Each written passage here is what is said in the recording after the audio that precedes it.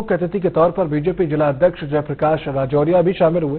कार्यक्रम संयोजक तारा शाह ने मीडिया से चर्चा करते हुए बताया कि उनकी संस्था ग्वालियर चंबल अंचल के प्रतिभागियों को राष्ट्रीय स्तर पर पहचान बनाने के लिए इस प्रकार के कार्यक्रम आयोजित करती रहती है। उन्होंने कहा कि प्रयास है कि हमारी संस्था से निकले हुए छात्र छात्राएं और महिलाएं ग्वालियर चंबल संभाग का नाम रोशन करेंगे और इस प्रकार के आयोजन से महिला शक्ति को एक नया संबल भी मिलता है। उन्होंने कहा कि हमारा प्रयास है कि इस प्रकार के आयोजन संस्था द्वारा समय समय पर कराए जाएंगे, जिससे कि नई नई प्रतिभाएं उभर कर सामने आएंगी।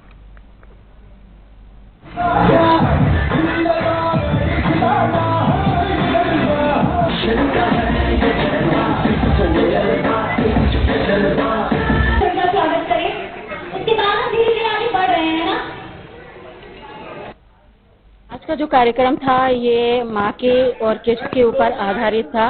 इस कार्यक्रम का उद्देश्य ये है कि हमारे समाज में जितनी भी हमारी बहनें हैं जो कि